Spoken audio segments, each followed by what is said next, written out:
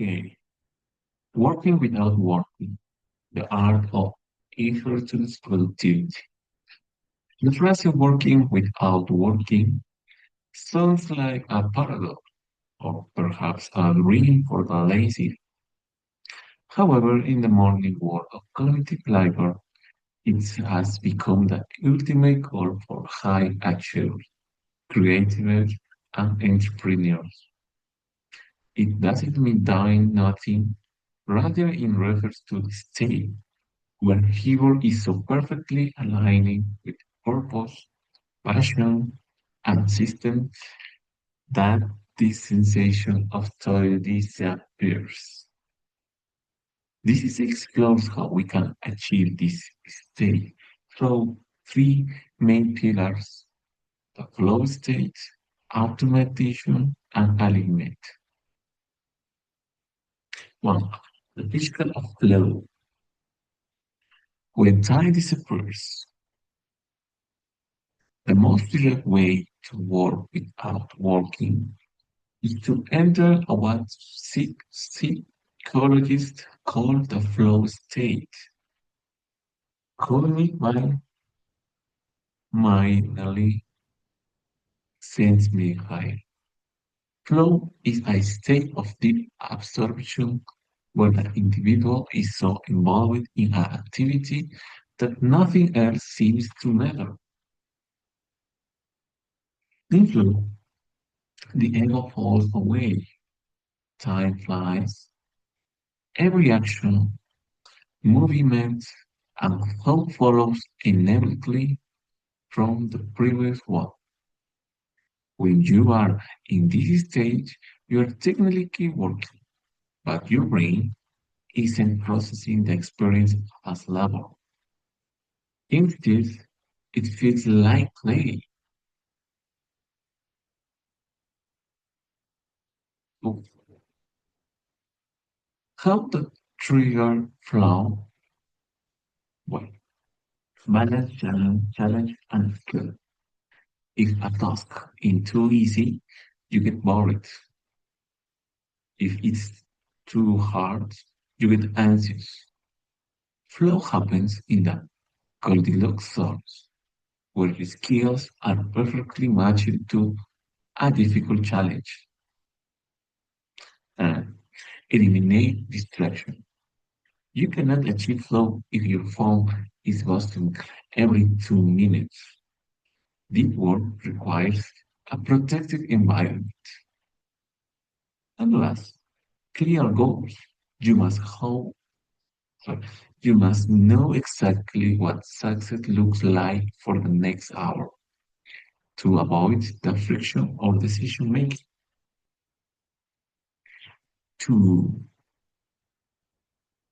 leveraging system and automation. In this 20th century, working hard is often less effective than working better. This means building systems that work for you while you sleep. This is the mechanical side of working with our working. The power of code and context. If a civil engineer write a Python script to automate a calculation that used to take 4 hours, and that script now does that job in 4 seconds. That engineer is working at a level of efficiency that looks like magic. Scalability.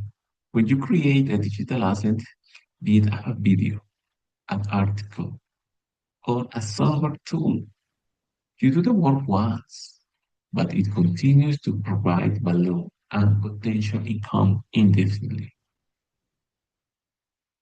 And the second brain, by using tools to manage information and projects, you offload the heavy lifting of memory to digital systems. Your mind becomes a place for having ideas, not holding them. Free, radical alive, turning passion into output. The only advice in the book is choose a job you love and you will never work a day in your life. While this is a cliché, there is profound true in it. When your professional output is perfectly aligned with your national curiosities, the distinction between work and leisure blurs. The curiosity filter. Consider a person who loves solving puzzles. If they become a analyst, they aren't working in the traditional, painful sense. They are simply getting paid to play the game they would play for free on a Sunday afternoon. When you are in when you align your career with your internal compass, well, motivation is intrinsic. You don't need a boss to watch you. Your own curiosity drives you forward. Two, resilience is natural. Obstacles aren't seen as extra work, but as interesting problems to solve. And the last three, burnout decrease. The work that feels meaningful is far less exhausting than labor that feels useless. Four, the role of financial independence. It is difficult to work without working. If you are struggling to survive, financial independence is a buffer that allows a person to choose how and when they work. When you aren't forced by paycheck to do tasks you dislike, work becomes a choice. This psychological shift is massive. A task done by choice feels like a hobby. A task done by necessity feels like a pressure. By building credit, investing wisely, and creating multiple streams of income, you buy back your time. And once you own your time, you can dedicate it to that work that feels like not working. Five, the architecture of the environment. We often underestimate how much our surroundings dictate our effort. If your office is cluttered at night, every task feels like a struggle. If your environment is designed for easy workflow natural, friction reduction, make the good habits easy and the bad habits hard. If you want to study self-being management, have your software open and you're not ready before you even sit down. Social architecture. Surround yourself with people who are also on a state of high output. Energy is contagious. If everyone around you is working without working, you will find yourself slipping into that rhythm effortless. Six, conclusion. The future of effort. The industrial age taught us that work equals physical exhaustion and long hours. The information age is teaching us that work equals leverage and creativity. To work without working is to master your mind, your tools, and your environment.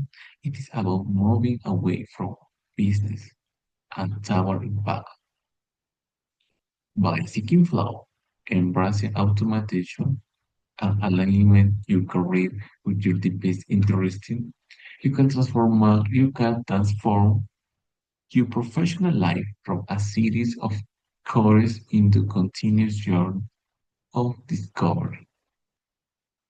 Ultimately, the most productive people in the world are not those who work the hardest, but those who have found a way to make their work feel like the most natural thing in the world.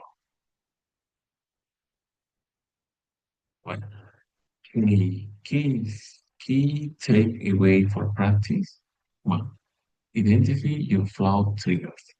Two, automate a repetitive task this week. Three, review your alignment. And four, priorities deep work over shallow busyness.